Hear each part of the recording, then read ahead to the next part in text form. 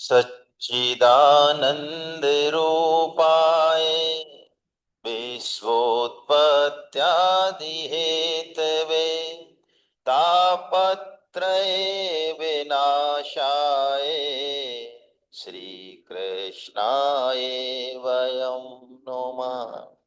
हे कृष्ण करुणा सिंधो दीनबंधो जगतपते गोपेश गोपिका कांत राधा कांत नमोस्तुते।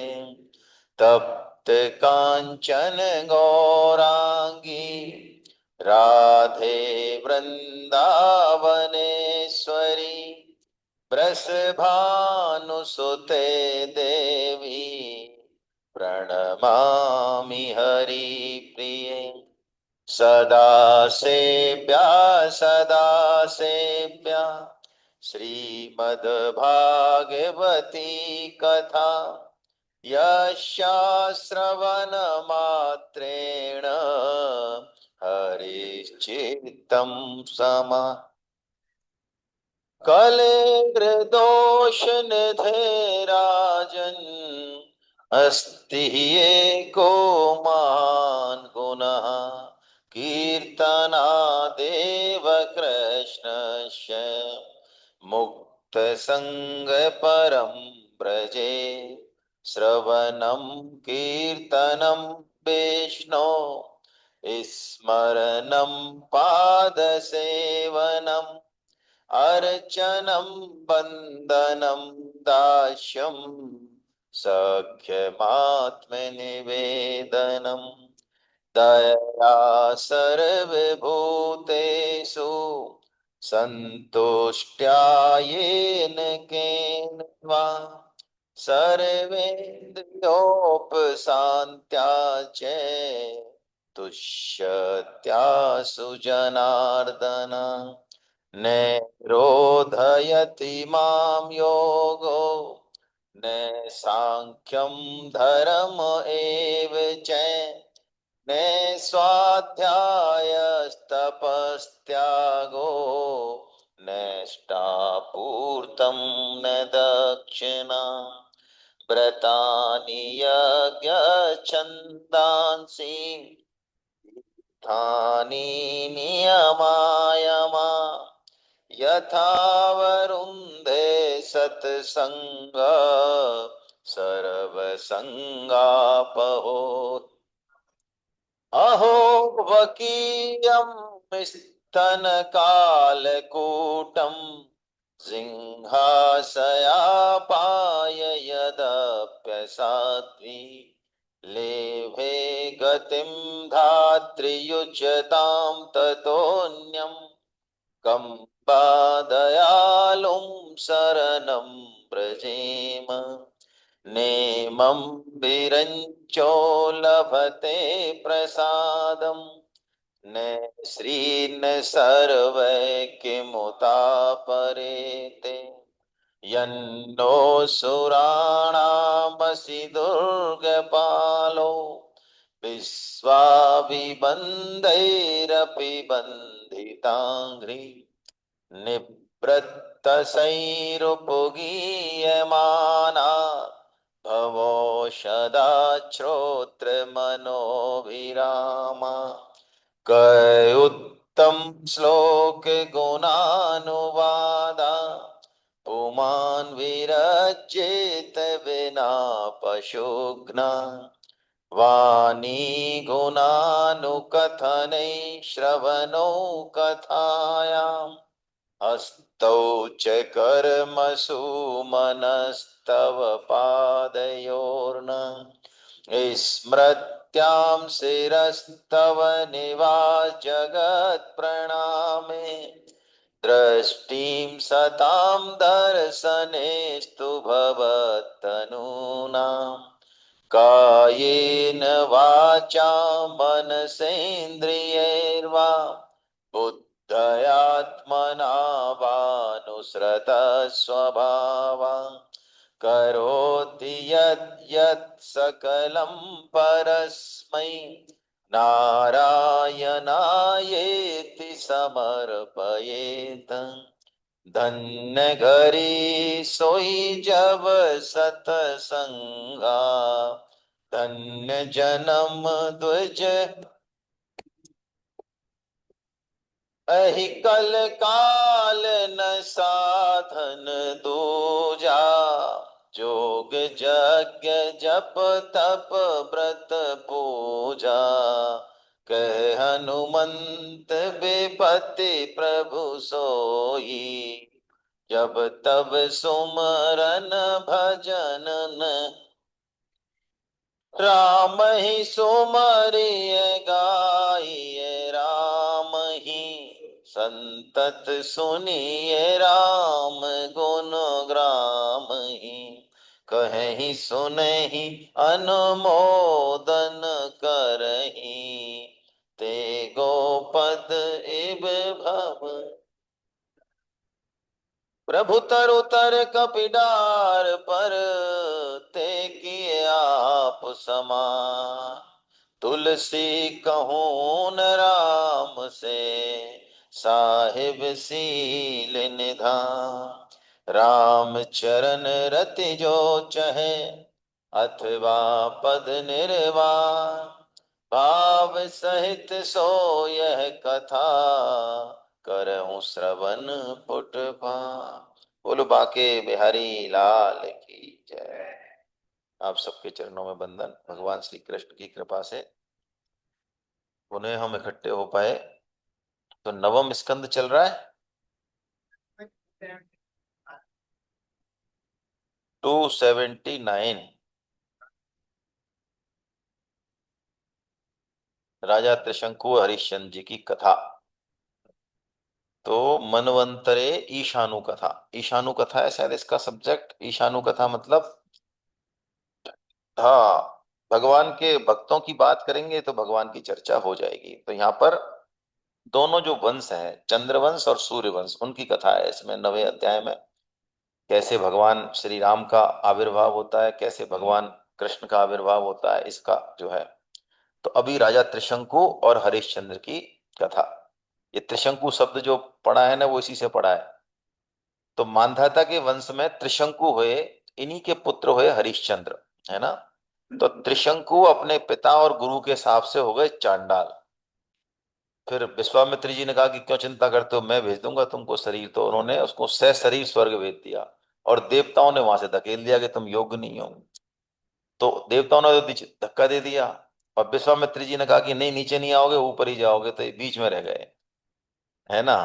तो कहते हैं अभी भी ये आकाश में लटके हुए दिखाई देते हैं त्रिशंकु की तरह, ऐसा है।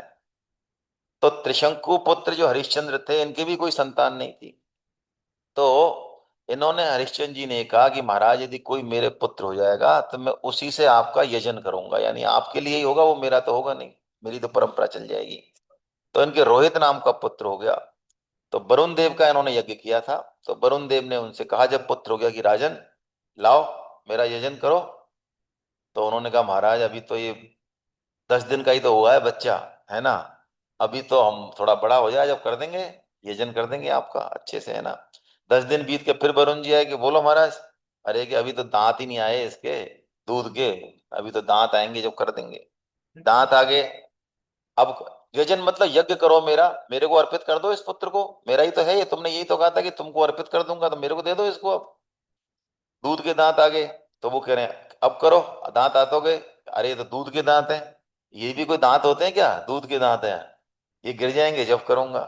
ऐसे दूध के दांत भी गिर गए जब। कह रहे महाराज क्षत्रिय बच्चा तो कवच पहन लेता है तब क्षत्रिय होता है, तब उसका वो करना चाहिए यजन, ऐसे क्या मतलब है।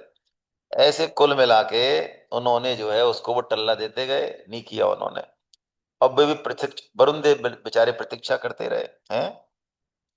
आपको याद है, इसको सुन के ऐसा याद आ रहा है मुझे जैसे आप किसी को पैसे दे दो, पैसे दे दो आप किसी को, और फिर उससे कहोगे यार वो पैसे का क्या हुआ। यार यार बिल्कुल, आप सोमवार को ले लेना। तो सोमवार गया, फिर दूसरा सोमवार गया, फिर आप घर पहुंच जाओगे कि बस नाश्ता करा के। अल्टीमेटली तो स्वामी जी ने एक बार कही है इस चीज को, कि वो ये कह देगा कि यार ऐसा है, अब मैं तेरे घर आके दूंगा तो परसों, तो चिंता ही मत कर, तो याद ही मत करे, है।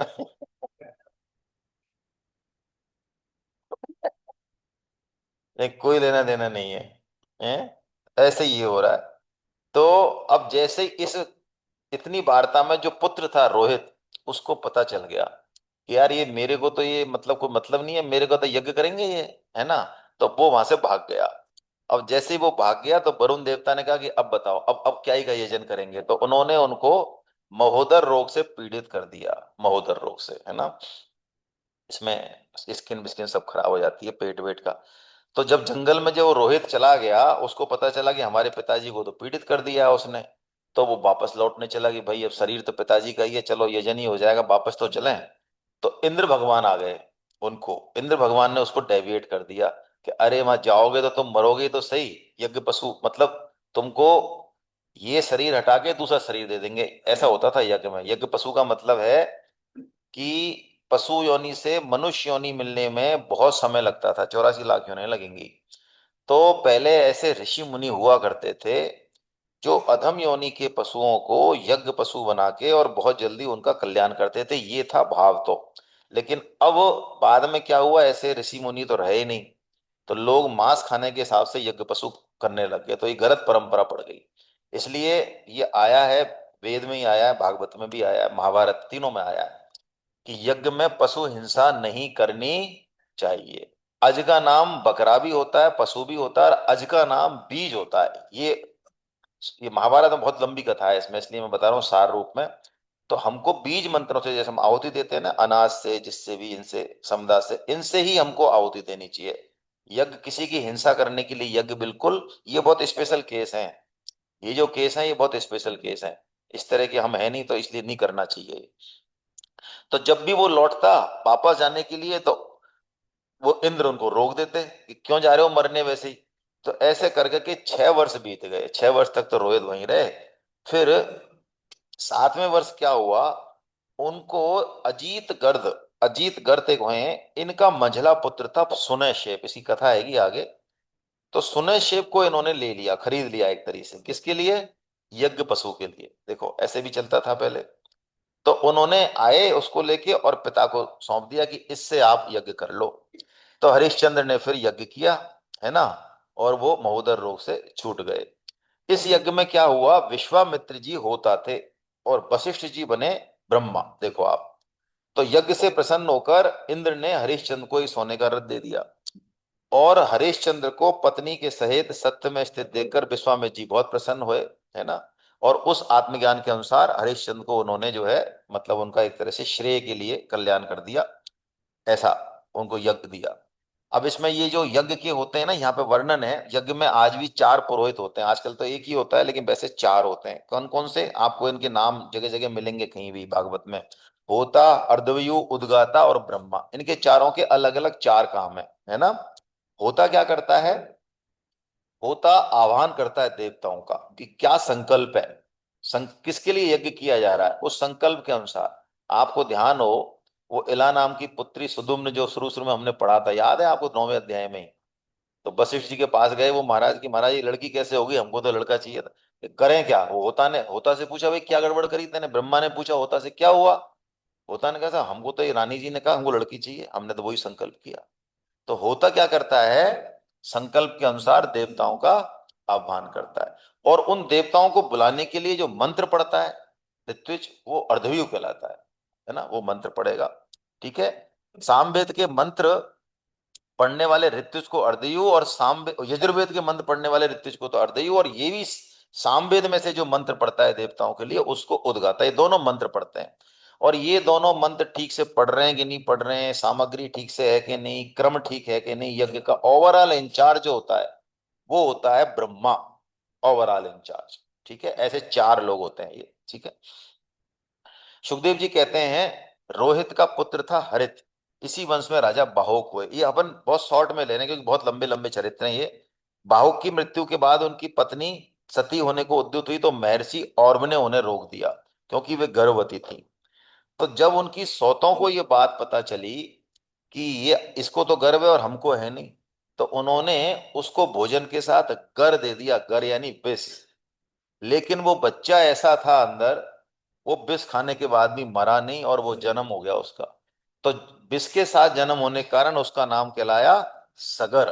और ये सगर चक्रवर्ती सम्राट हुए, है ना। हाँ, इनके गुरुदेव हुए औरव। इनकी कहानी महाभारत में बहुत लंबी है, औरव की कहानी, है ना। तो ये सगर इतने राजा हुए कि इन्होंने दुनिया भर की जितनी भी जातियां हैं ना, आज ये तालजंग, यवन, शक है और बर्बर, आप सोचो, आज हम एक जाति के उससे घबराते हैं। घबरा ही रहे हैं, सभी पूरे ही घबराते हैं, मानो। अब ये हमारे राजा कैसे होंगे, देखो आप, यवन तो एक है इसमें, शक, हूण, ये और भी बर्बर थे, है ना। ऐसी जातियों को ये जीतते थे। मतलब ये हिंदुस्तान में भारत के कैसे कैसे राजा रहे हैं, और ऐसे राजाओं के होने के बाद भी आज किस तरह से ये चीज हो गई है, धीरे धीरे ये बहुत जाके वर्षों में ये परिवर्तन हुआ है मेरे ख्याल से, है ना। तो अब देखो इन्होंने क्या किया, हर जाति में क्या किया इन्होंने, कुछ के तो सिर मुड़वा दिए, है ना, कुछ के दाढ़ी मूछ रखवा दी, कुछ की कटवा दी, कुछ को खुले वाला बना दिया, कुछ को आधे मुड़ का। जैसे आजकल वो 500-500 रुपए दे के बच्चे जो कट लाते हैं ना, कट, ऐसे काम किए उन्होंने। जैसे रुक्मी था ना, रुक्मी, रुक्मणी हरण में पढ़ेंगे हम 10वें अध्याय में, रुक्मी जो रुक्मणी का भाई था, उसने भी आक्रमण किया कृष्ण पे। तो कृष्ण भगवान ने उससे बहुत कहा, भाई तू साला हमारा समझ जा, नहीं माना वो। आखिर में उसको परास्त कर दिया और उसके कट बना दिए सिर पे। यही था, पहले मारते नहीं थे, तो उसने कट बना दिए, तो भोजकट नाम की नगरी बसाई, और 5 कट हो गए उसके, 5 वो बना दिए। ऐसे ही इन्होंने बनाए, जितने भी ये शक, शक हूण वगैरह थे इनकी अलग अलग। तो ये कहते हैं आज भी ऐसे ही रहते हैं ये, इनके। हाँ, इन्होंने अपने पुरखों को देखा कि ये ऐसे ऐसे कटे हैं, तो ये ऐसे ही रहते हैं आज भी। कुछ को उन्होंने वस्त्र ओढ़ने की आज्ञा दी, कुछ को नहीं दी, कुछ को लंगोटी, ऐसे उन्होंने कुछ भी ऊटपटांग ये सबके लिए किया, है ना। अब सगर ने किया यज्ञ, यहां से चलेगी कहानी गंगा अवतरण की। सगर महाराज ने किया यज्ञ, तो उस यज्ञ को इंद्र ने चुरा लिया। अब सगर के जो पुत्र थे, उनको कहा पिताजी ने, लाओ भाई, जल्दी से घोड़े को ढूंढ के लाओ। तो इन्होंने पूरी पृथ्वी पे ढूंढा, कहीं नहीं मिला। आखिर में उन्होंने पृथ्वी को खोदना चालू कर दिया, और खोदते खोदते खोदते ये पूरब से चले और उत्तर की तरफ पहुंच गए, सागर के पास, कपिल मुनि के आश्रम के पास पहुंच गए ये। और वहां उस आश्रम में घोड़ा बंधा हुआ था। तो उस घोड़े को देख के, और कपिल मुनि तो समाधि में थे, तो इन्होंने ये सोचा कि ये मुनि ढोंग कर रहा है, घोड़ा चुरा लाया हमारा और समाधि में बैठा है। तो उन्होंने उसको कुछ जो है उन्होंने, हाँ, मारना पीटना ऐसे करने की कोशिश की। तो जैसे ही उन्होंने आंख खोली, किन्होंने, कपिल मुनि ने, तो ये 60,000 पुत्र थे सगर के, ये सारे के सारे भस्म हो गए। देखो आप, खाक हो गए ये। अब वैसे तो इसमें ऐसा लिख रहा है भागवत में कि सगर मुनि के क्रोध से भस्म हो गए, ऐसा कहना ठीक नहीं है। क्यों? कि कपिल मुनि सांख्य अवतार हैं, ये सम है, उनका तो मरना लिख ही रहा था, इसलिए उनके क्रोध से वो उससे कुछ नहीं, बस वो जाने थे, ऐसा इन्होंने लिखा है, क्योंकि उनमें भेद बुद्धि नहीं है। तो सगर की दूसरी पत्नी से हुए असमंजस, और असमंजस के पुत्र का नाम था अंशुमान। ये मैंने आपको 20-30% लिखा है, बस जितना वर्णन है उस उतने में ही आपकी बुद्धि में लगे क्या क्या बोल रहे हैं। यदि मैं पूरा लिख लाऊं तो दिमाग खराब हो जाए, सिर्फ सार सार लिखा है। अंशुमान जो पोता है सगर का, है ना, तो ये अपने दादा सगर की आज्ञा पालन में था, और पुत्र असमंजस, ये योगी थे, ये उटपटांग काम करते थे, जड़ भरत है ना, ऐसा काम करते थे। क्यों करते थे? इनको पता चल गया संसार में कुछ भी करना फंसना है, इसलिए ये ऐसे काम करते कि लोग इनसे चैटे ही नहीं, बिल्कुल घर वाले चैटे ही नहीं। कई बार ये अपने आप को पागल दिखाते। एक बार इन्होंने क्या किया, बच्चों को सरयू नदी में डाल दिया, खेलते खालते बच्चों। अब इसको कौन सहन करेगा बताओ। तो इनके पिताजी ने कहा कि भैया तू बाहर निकल जा, अब चला जा। तो ये, इन्होंने कहा ठीक है। तो जाते जाते इन्होंने सरयू नदी से उन सब बच्चों को बाहर निकाल के जीवित कर दिया। तब इनके पिताजी को पता चला कि यार ये तो जो है, ये तो कितना तगड़ा है मेरा बेटा, तो ये तो बहुत तगड़ा योगी है। उन्होंने कहा यार तू तो रुक जा, कि नहीं अब हम चल दिए, हम इसलिए तो हम ये करतूत कर रहे थे कि तुम रोको नहीं, तुमने आज्ञा दे दी हमको कि जाओ, जंगल चले गए, है ना। तो ऐसे ही राजा सगर की आज्ञानुसार, अब अंशुमान बचे तो चले गए असमंजस। तो अंशुमान, अंशुमान ने जब सुना कि मेरे चाचा जो है कपिल मुनि के आश्रम में, 60,000 चाचा हैं ये भस्म हो गए, तो इन्होंने, ये भी गए घोड़े को लेने, अंशुमान गए फिर। अंशुमान ने वहां पे कपिल मुनि को देखा, तो उन्होंने कपिल मुनि की स्तुति करी, बड़ा प्रणाम किया बड़े तरीके से। तो कपिल मुनि प्रसन्न हो गए, और उन्होंने कहा बेटा घोड़ा तो तुम्हारा ये रहा, अपनी आप आया, ये इंद्र रख के गया, मेरा कोई लेना देना नहीं है, तुम ले जाओ। कि इनको तो ले जाए महाराज जी, हमारे चाचा जी, ये तो तुमने भस्म कर दी, इनका क्या होगा? कि देखो इनका उद्धार तो गंगा जल से होगा। और गंगा कहाँ है? गंगा तो ब्रह्मलोक में है। और कोई इलाज नहीं। अरे हाँ वही है, गंगा सागर ही है ये वही है।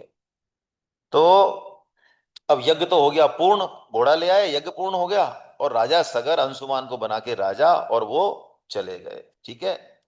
तो अब अंशुमान को जो आज्ञा दी थी कपिल मुनि ने, तो उन्होंने तपस्या की। देखो कितने लोगों ने तपस्या की है। अंशुमान ने की, अंशुमान के पुत्र दिलीप हुए, उन्होंने तपस्या की, और दिलीप के पुत्र भागीरथ हुए, यानी 3 पीढ़ियों में तपस्या हुई है, तब गंगा जी प्रकट हुई है। तपस्या तो कितने लोगों ने की है। इस बात से हमको ये समझना चाहिए, जैसे कई बार अपन कहते हैं ना साहब, हमारे हम गीता प्रचार खूब करते हैं लेकिन हमसे लोग जुड़ते नहीं है, कई साधकों का ऐसा कहना होता है। करते भी हैं वो, मेहनत तो नहीं जुड़ते हैं लोग। तो कोई घबराने की बात नहीं है। आपने उससे जो बात करी, उसको जो भी कुछ कहा, मेहनत करी, वो आपकी खराब नहीं गई है, अकाउंट में तो माल जमा हो रहा है अपना तो। हाँ वो नहीं जोड़ा आपसे, लेकिन हो सकता है आपने इतनी मेहनत करी, दूसरे आदमी से वो फटाफट जुड़ जाए। तो वो दूसरा आदमी कहेगा, देखा, देखा, अरे देखा क्या, और लोगों ने मेहनत करी है इस पे, तेरे को पता नहीं है इसका। ऐसे होता है।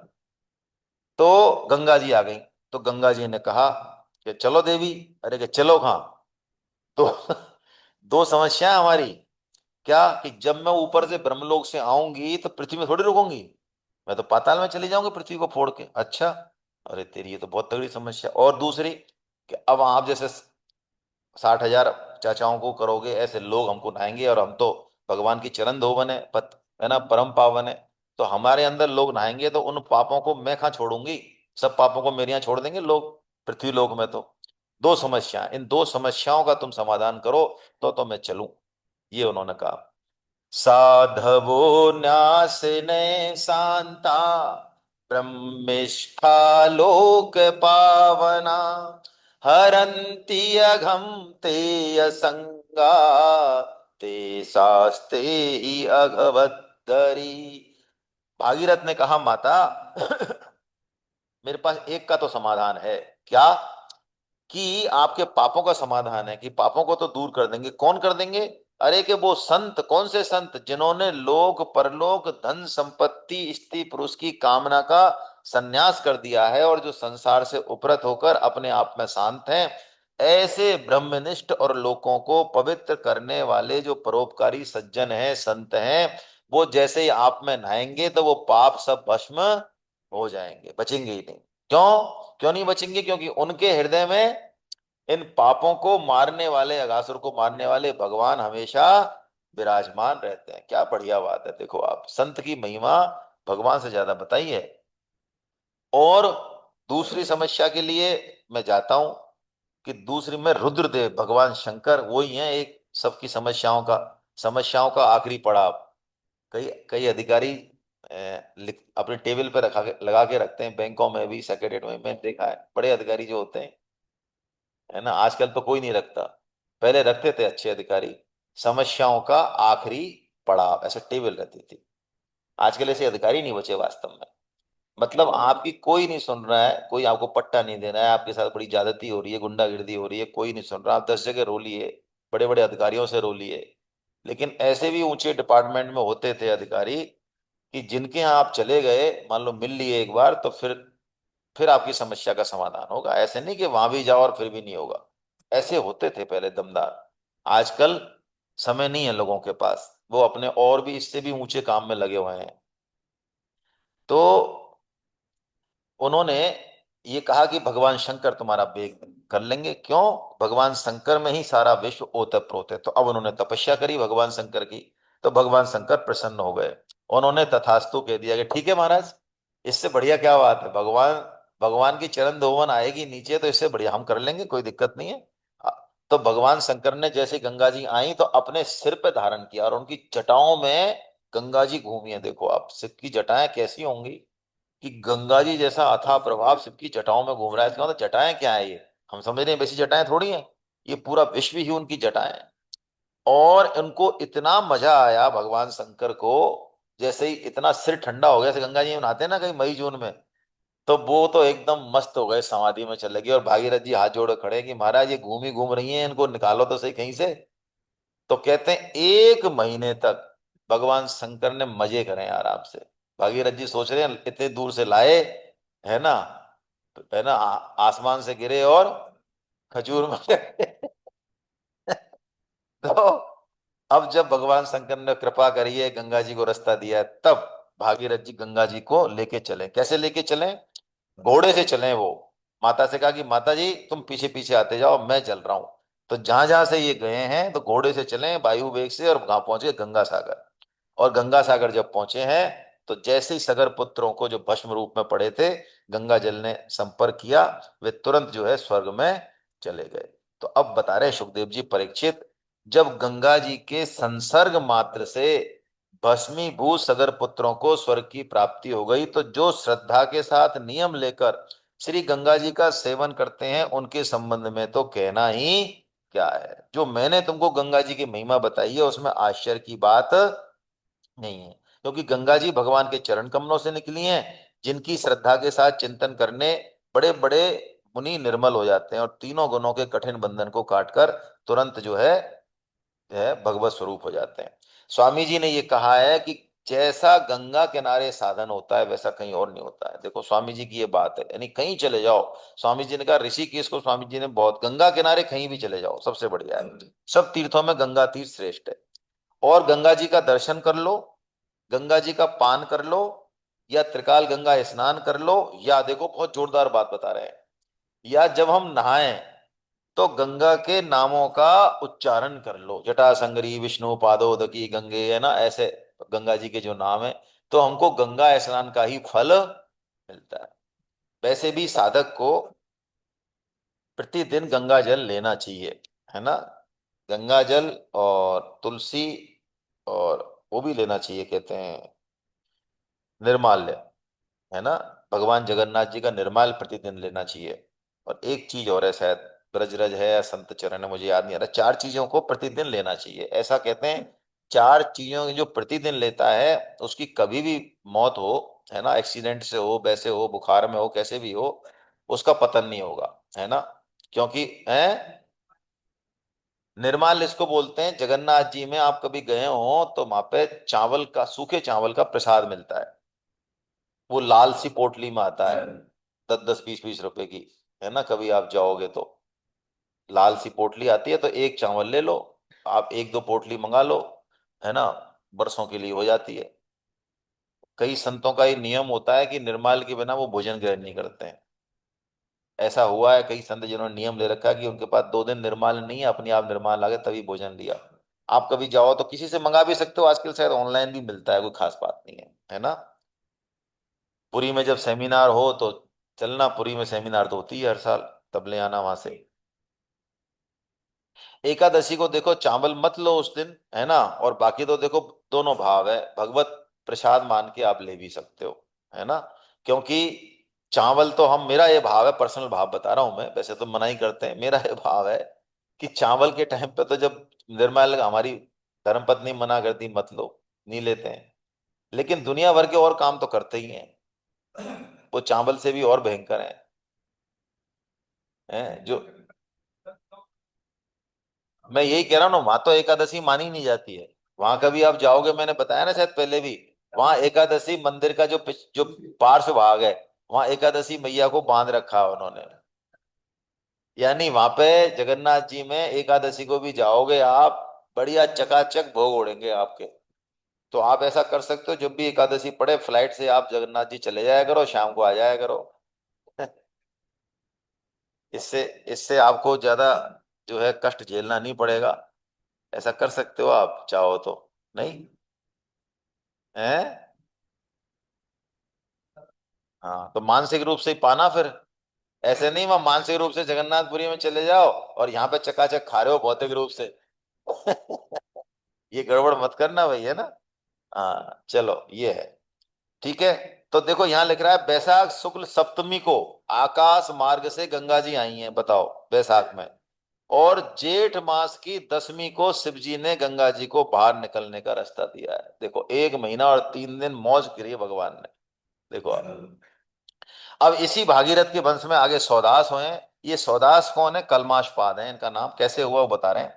एक दिन इन्होंने शिकार के दौरान एक राक्षस को मार डाला। उस राक्षस के भाई ने क्या किया, मौका पाकर, कपट पाकर, जब इन्होंने ब्राह्म भोज कराया तो मांस परोस दिया उसमें, और वो वशिष्ठ जी ने भी खा लिया।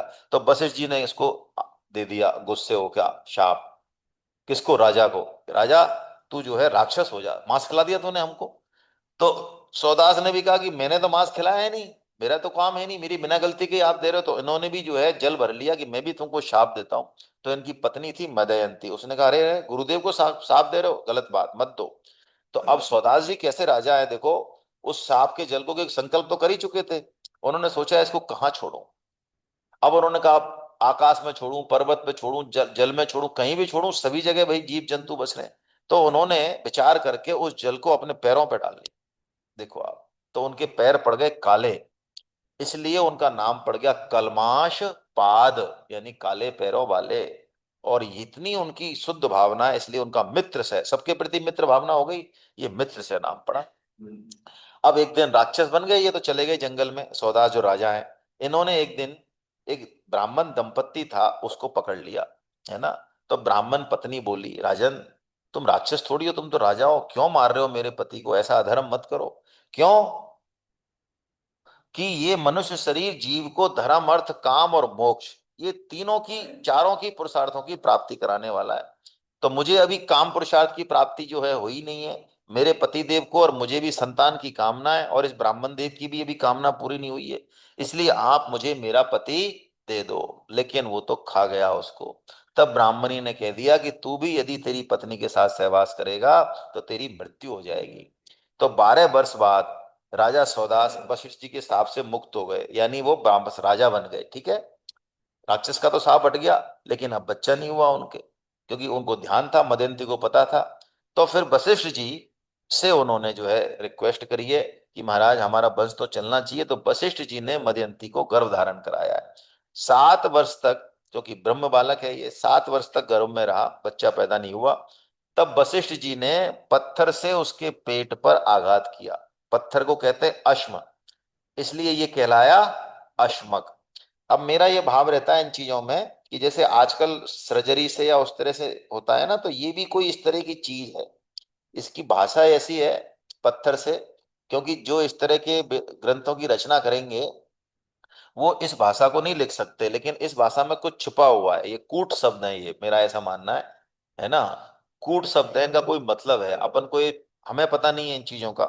जिस दिन पता चलेगा हमें पता चलेगा अरे कितनी बढ़िया चीज छुपा के रखी है। पत्थर जैसे गांधारी भी यही करती है, गांधारी भी घूसा मारती है, तो वो एक मांस का पिंड बाहर निकल जाता है। जबकि व्यास जी ने उससे कहा था कि तेरे 100 बेटे होंगे, लेकिन उसको विश्वास नहीं है ना। तो विश्वास नहीं, क्यों नहीं है विश्वास, पहले तो खूब विश्वास था, कुंती के हो गया पहला, अब कुंती के हो गया मेरे नहीं हुआ, तब उसने घूसा मार दिया। तो उस पिंड से व्यास जी आए, उन्होंने और उसका पिंड को फेंक दो, इसको मांस पिंड को। तो व्यास जी ने उस पिंड को 100 घड़ों में रखवाया। वहां पे विज्ञान है, मतलब जो टेस्ट ट्यूब बेबी का विज्ञान है ना, वो विज्ञान है महाभारत में। और उससे वो 100 पुत्र हुए। फिर उसकी इच्छा हुई गांधारी की कि बताओ 100 पुत्र की तो हो गए, मेरे एक कन्या भी तो होनी चाहिए थी, भैयाओं को राखी भी तो बांधेगी कोई, दोहित्र तो होंगे, ऐसे मन में आई उसके कि मैंने 100 पुत्र कह दिए, 100 पुत्र तो उन्होंने दे दिए, लेकिन मैंने कन्या नहीं कही, ये कन्या होनी चाहिए, ऐसी मन में आ गई उसके। तो व्यास जी ने उसकी मन की पकड़ ली और ये कहा कि तुम चिंता मत करो, ये 100 के बाद एक छोटा सा टुकड़ा और बचा है, इससे तुम्हारी कन्या होगी। और उन्होंने संकल्प करके उससे कन्या होगी। अब आप देखो अब ये कैसे हो रहा है ये, तो ये संकल्प सृष्टि है, यहाँ पे भी कुछ इस तरह की बात होगी, अभी तो इसको इस तरह से लिखा है। तो अस्मक होए, अस्मक से मूलक होए। मूलक नाम क्यों पड़ा है इनका, मूलक इसलिए पड़ा कि जब परशुराम जी ने सारे क्षत्रियों को मार दिया तो इसी से क्षत्रिय वंश आगे चला, क्योंकि इस मूलक को स्त्रियों ने छुपा लिया था, इसको बचा लिया था मतलब। तो इसी से इसका एक नाम नारी कवच हुआ कि नारियों ने इसको कवच दिया यानी छुपाया। मूलक से क्षत्रिय वंश चला। और इसी वंश में आगे खटवांग हुए हैं, खटवांग है ना, इसी वंश में आगे, बहुत आगे, अपन ने बीच की चीजें छोड़ी हैं। तो खटवांग को एक बार देवताओं ने बुलाया, क्यों बुलाया कि असुरों से हार रहे थे वो। तो खटवांग महाराज ने बहुत पराक्रम किया, जीत गए देवता। तो फिर देवताओं ने उनसे कहा महाराज आप कुछ मांग लो हमसे। उन्होंने कहा क्या मांगे, कुछ नहीं जरूरत, अरे कुछ तो मांग लो। कि अच्छा हमारी मृत्यु कब होगी। तो खटवांग ऋषि को बताया कि तुम्हारी मृत्यु तो 2 ही घड़ी में होने वाली है। बोलो। तो खटवांग ने कहा कि बताओ हमने इतना काम किया, यहाँ आए सब पूरा समय खराब कर दिया, असली काम तो हमने किया ही नहीं। तो ऐसा उनके मन में आ गया, तो मन को पूरी तरह से उन्होंने भगवान में लगा दिया। ऐसा दृढ़ निश्चय किया उन्होंने कि वो 48 मिनट में ही साक्षात परम ब्रह्म को प्राप्त हो गए। स्वामी जी यही बात कहते हैं, वही खटवांग जी का उदाहरण देते हैं कि दृढ़ निश्चय और लगन काम करती है ना। साधन में हमेशा, साधन कौन सा हो ये तो बहुत बढ़िया है, ये तो देख लेना चाहिए, लेकिन उस साधन में लगन और हमारा दृढ़ निश्चय, ये ये पहुंचाएगा, साधन नहीं पहुंचाएगा। साधन नहीं पहुंचाता भगवान तक, साधन तो एक माध्यम जरूर है लेकिन पहुंचाता नहीं है, पहुंचते तो हम ही हैं, साधन नहीं पहुंचेगा।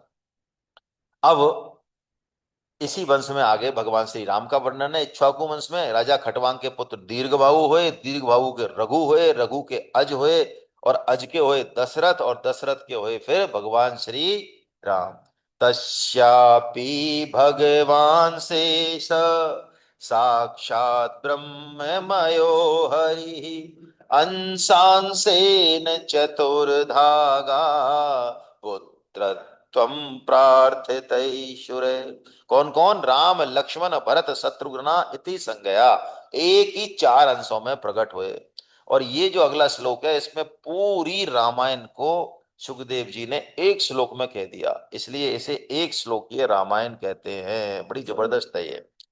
गोवर्थे त्यक्त राज्यो व्यचरदनुवनं पद्म पद्भ्यां प्रियाया पानिस्पर्शाक्षमाभ्यां रजत पथरुजो यो हरीन्द्रानुजाभ्यां पैरोप्याचूपनख्या प्रिय विरह रुषा रोपित भूभृजम्भ्रा त्रस्ताभिर्बद्ध सेतु खलदवदहन कौशलेन्द्रोवतान।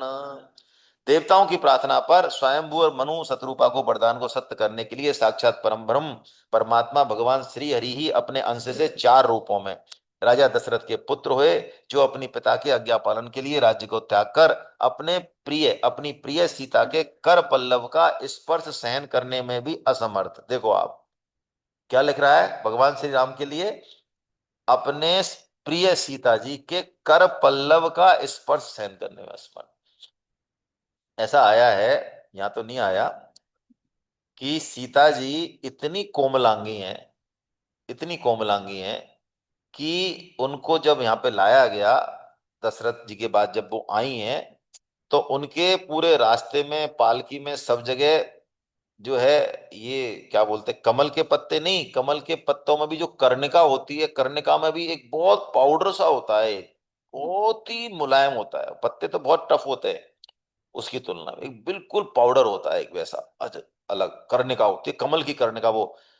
उस कर्णिका के, एक कमल में कितनी सी कर्णिका निकलती है, एक छोटे सा निकलता है वो, ऐसे पाउडर उनके जो है बिछाए गए थे, है ना, जब आई हैं अयोध्या।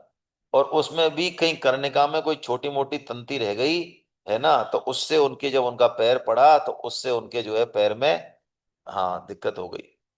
इतनी तो कोमलांगी सीता है। अब वो सीता जी जब भगवान श्री राम के चरण दबाती हैं, देखो आप क्या जोरदार, मतलब संतों ने वर्णन किया है, जब वो चरण दबाती है तो उनके हाथ कैसे होंगे जब वो इतनी कोमलांगी हैं। तो वो हमारे ठाकुर जी कैसे होंगे कि उन हाथों को जब वो दबाती हैं तो हमारे ठाकुर जी पे वो सहन नहीं होते हैं, क्योंकि उनके चरण कमल तो और भी कोमल है। अब आपको लगता होगा यार ये ऐसे जो है फेंकते रहते हैं बैठ के, इनके पास कोई काम तो है नहीं। तो मैं आपको एक चीज बता देता हूं फिर, खरी बात को खरी तरीके से कहना चाहिए, कि हमारे जैसे रिजेक्टेड पीसों को जो झेल रहा है वो कितना कोमल होगा।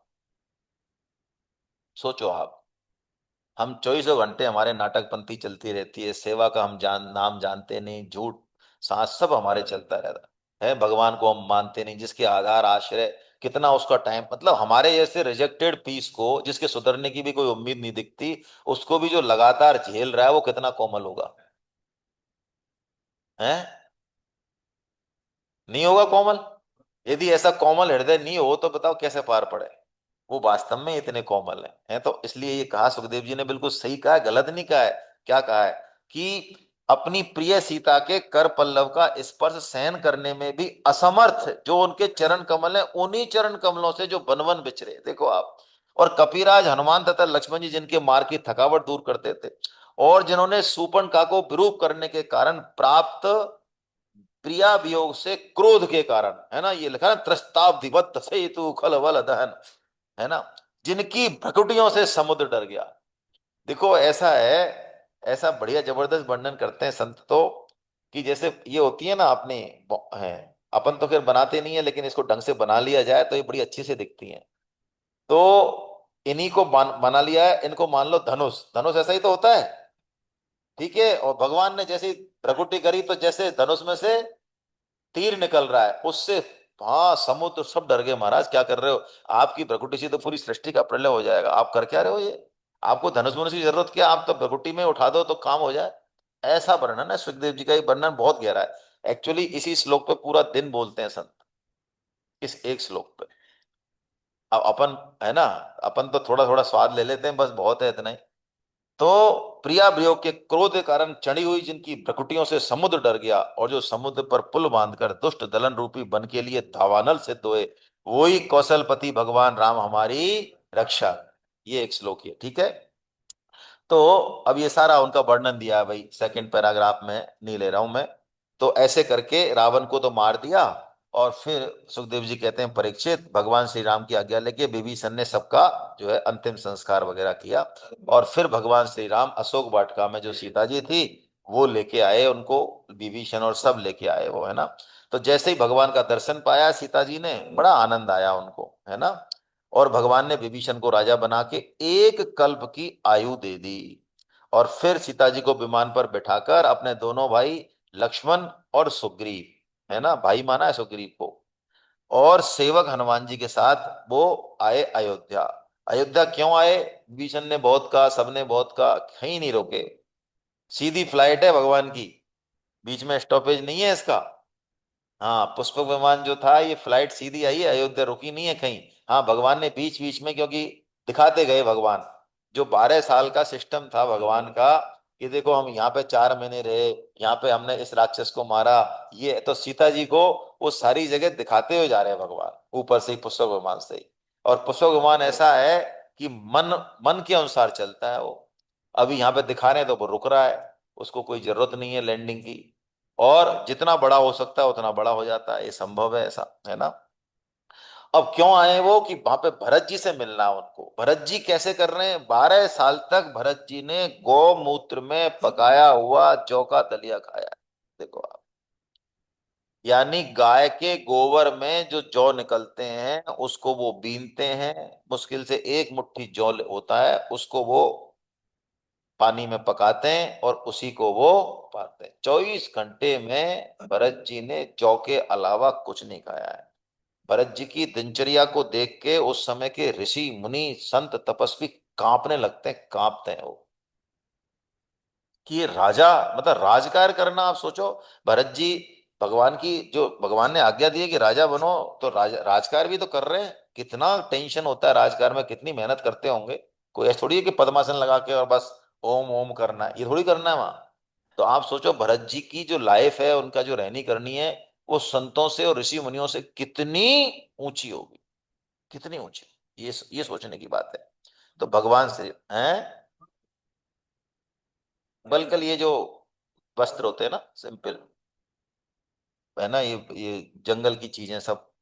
तो और ऐसा ऐसा सुनने में आया है कि पृथ्वी में भी गड्ढा खोद के सोते थे, रामायण में या कहीं उसमें आया है, बताओ। मतलब भगवान श्री राम जो जीवन जी रहे हैं, तो भगवान श्री राम यदि मालिक हैं और मैं उनका सेवक हूं, तो मेरा जीवन कैसा होना चाहिए, ऐसा जीवन भरत जी ने 12 साल तक जिया है। गौमूत्र आवकम सुत्वा भ्रातरम बलकलाम्बरम, है ना, बलकल पहनते हैं, जटाएं बढ़ा रखी हैं, उनको देख के भगवान श्री राम के आंसू नहीं रोके भाई हैं। ऐसे करके उन्होंने सबसे पहले भरत जी से मिले भगवान, देखो आप, गुरुदेव का जो है वैसे वो नहीं करना चाहिए, गुरुदेव सबसे पहले नहीं, भरत जी सबसे पहले हृदय बढ़ाया। और श्री राम जब अयोध्या पधारे तो भगवान को देखते ही प्रेम के उद्रेक से भरत जी का भी हृदय गदगद हो गया, नेत्रों में अश्रु छलक आए, चरणों में गिर पड़े। भगवान ने दोनों हाथों से भरत जी को उठाया और बहुत देर तक हृदय से लगाए रखा, और उनके प्रेमाश्रुओं से, यानी भगवान श्री राम भी रो रहे हैं, उनके प्रेमाश्रुओं से भरत जी का सिंचन हो गया भाई, क्या बात है। और प्रभु ने जो उनको पादुकाएं दी थी भगवान ने, आहा, उनको सामने रख के भरत जी हाथ जोड़ के खड़े हो गए, बस कुछ बोले नहीं है भरत जी। कपितव दरस सकल दुख बीते, मिले आज मोहे राम प्रीते। कितना भरत के मन में तपन है। ये तो हनुमान जी से कह रहे हैं वो। हनुमान जी जब मिले ना पर्वत लेके, तो वो कह रहे हैं ऐसा मान लो 12 साल तक मैं शायद जिंदा नहीं रहता, लेकिन आज हे हनुमान जी तुम्हारे रूप में मुझे साक्षात भगवान श्री राम का ही आलिंगन मिल गया, ऐसा मान लो आप। ऐसा कह रहे, कपि तब दरस सकल दुख बीते, है ना, मिले आज मोहे राम परीते। यानी मेरे प्रिय राम मुझे आज आपके रूप में मिल गए। और अब जो भरत की हालत है, गहे भरत पुनि प्रभु पद पंकज, नमत जिनहि सुर मुनि शंकर अज। ब्रह्मा विष्णु जिनके चरणों में रहते हैं उनके। और परे भूमि नहीं उठत उठाए, बर करी कृपा सिंधु उर लाए। उठ नहीं रहे भगवान भरत जी, चरणों को छोड़ नहीं रहे। भगवान ने बर करी, बर यानी जबरदस्ती, है ना, बर करी कृपा सिंधु उर लाए। भगवान ने जबरदस्ती की, भरत तेरी जगह यहाँ है, उठाया उनको और अपने हृदय से लगाया। और क्या हालत हो रही है, क्या हालत हो रही है दोनों की। श्यामल गात रोम भय ठाड़े, नवराजीव नयन जलवाड़े। तुलसीदास जी ने तो यहाँ पे मतलब क्या कहा है, क्या कहे। श्यामल गात रोम भय ठाड़े, यानी एक एक बाल खड़ा हो गया है दोनों का। और ऐसा बता रहे हैं तुलसीदास जी महाराज कि इनका ही नहीं खड़ा हुआ, ये तो दोनों आनंद ले ही रहे। अरे उस समय जो भी भाग्यशाली वहां पर उपस्थित हैं और इस मिलन को देख रहे, उतना ही आनंद उनको भी आ रहा है उस मिलन। और तुलसीदास जी महाराज कह रहे हैं नव राजीव नयन जल बाढ़े। ये जो शब्द लिखा है तुलसीदास जी महाराज ने तो अद्भुत लिखा है, मतलब देख रहे हैं तुलसीदास जी महाराज। वो कह रहे हैं भगवान श्री राम की जो दो आंख है ना, उनसे नहीं रोए हैं वो। नव राजीव नयन, उनके लिए भरत के प्रेम में उनके शरीर में और नई आंखें उगाई हैं। यानी जैसे पृथ्वी जी में है ना 10,000 मेरे कान दे दो, ऐसे भगवान रोम रोम से रो रहे हैं भरत के लिए, प्रेमाश्रु बहा रहे हैं। ऐसी बात है यहाँ पे, दो आंखों से नहीं रो रहे। नव राजीव नयन जल बाड़े, यानी नए नयन से भगवान श्री राम जो है रो रहे हैं, एक एक रोम रोम से रो रहे हैं भरत के लिए कि ऐसी तपस्या, ऐसा मेरा भाई कोई हो नहीं सकता। कितनी बढ़िया कैसी बात है भाई। भरत जी ने चरणों में गिर के और उनको प्रसन्न किया। और उनके आग्रह करने पर भगवान श्री राम ने राज सिंहासन स्वीकार किया कि भैया अब तो आप संभालो, 12 साल हो गए। और पिता के समान सबका पालन करने लगे। परीक्षित, जब भगवान श्री राम राजा हुए तब था तो त्रेता युग, लेकिन मालूम होता था सतयुग। उस समय वन नदी पर्वत वर्ष द्वीप सब सब सब कामधेनु बन गए, सब ये कामधेनु। ओ हो, बिना जोते कहते हैं अनाज पैदा होता था। हाँ, राम राज्य था भाई। किसी को चिंता या शारीरिक रोग नहीं होते थे, हैं, बुढ़ापा, दुर्बलता, दुख, शोक, भय, थकावट, ये नाम मात्र के लिए। यहां तक कि जो मरना नहीं चाहते थे वो मृत्यु भी, क्या बात है, बढ़िया भाई जुगाड़, ये तो बहुत जोरदार जुगाड़ है। हाँ, तो ऐसा ही राम राज्य है, राम के शरण में रहो तो अभी भी राम राज्य जी है। भगवान श्री राम के नाम में, उनकी लीला में मस्त रहो, आराम से मानस पढ़ो, मजे लो खूब तसल्ली। तो मृत्यु क्या करेगी, मृत्यु कुछ नहीं करेगी, बस तिलक लगा के ले जाएगी, पता ही नहीं चलेगा कब मृत्यु आई है। ऐसी भी मृत्यु होती है ना, देखते हैं हम। बिल्कुल भगवान के उसमें चला जाता है भक्त को, यही नहीं ऐसा मान लो जैसे एक डिब्बे से दूसरे डिब्बे में गया, कुछ नहीं पता चलता है। सुखदेव जी ने जो ये श्लोक बोला, एक श्लोकीय रामायण, यहाँ पे इन्होंने कहा कौशलेंद्रो अवतान, हे महाराज भगवान श्री राम हमारी रक्षा करो। तो यहाँ पर एक बात आती है, शंका आती है कि सुखदेव जी को कौन सा संकट आ गया। कथा कह रहे हैं बढ़िया, सब ऋषि मुनि बैठे, रक्षा करो रक्षा करो, मतलब कोई संकट आ गया क्या। रक्षा रक्षा करने का क्या मतलब निकला यहाँ पे, रक्षा तो नहीं कहना चाहिए था। तो रक्षा करो क्यों कहा सुखदेव जी ने। तो संतों ने बड़ा अच्छा भाव दिया है कि देखो भाई, राम कथा से ऊपर कोई कथा नहीं है।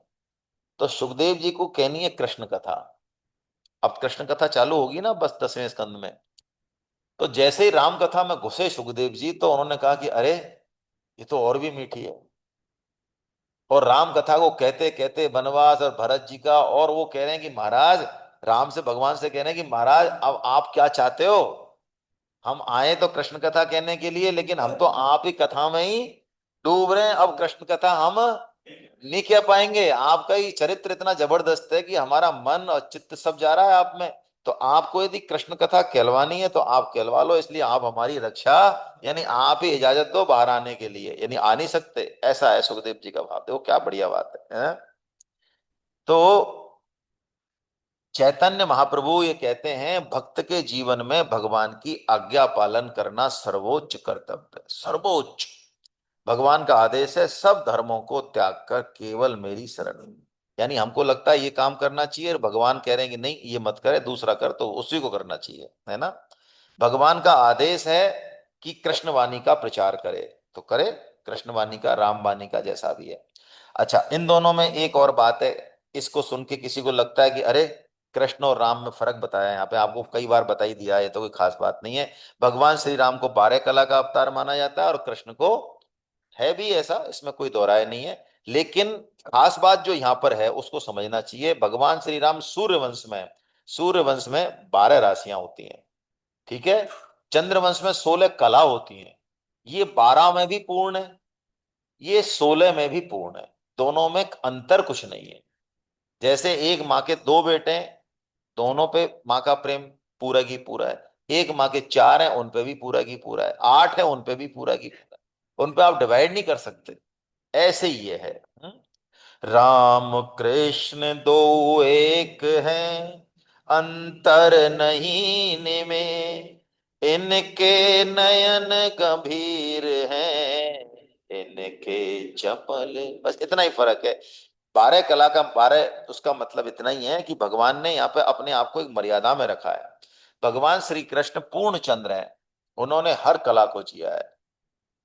भगवान श्री राम ये नहीं कर सकते कि महाभारत के युद्ध में जिस तरह की कूटनीति का उपयोग श्री कृष्ण ने किया, उस तरह की कूटनीति का उपयोग भगवान श्री राम नहीं करते हैं, है ना। लेकिन भगवान श्री कृष्ण यदि कूटनीति का उपयोग नहीं करें तो क्या वो युद्ध जीत जाए?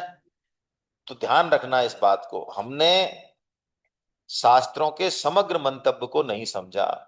हम आध्यात्मिक होने का मतलब, गीता रामायण पढ़ने का मतलब इतना ही मानते हैं कि भैया सबसे अच्छा बिहेव करो। ये बहुत ही खतरनाक बात है ना। सबसे अच्छा बिहेव करने का मतलब है दुष्ट के संग कूटनीति का बिहेव बहुत आवश्यक है।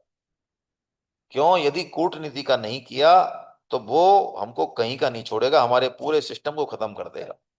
तो सबसे अच्छा बिहेव का मतलब यही है कि हमको होश रखना है, विवेक। ये महाभारत हमको यही विवेक सिखाती है। इस चीज का बहुत स्पष्ट वर्णन है महाभारत में कि किस, क्योंकि हम समझते हैं सबके साथ करो।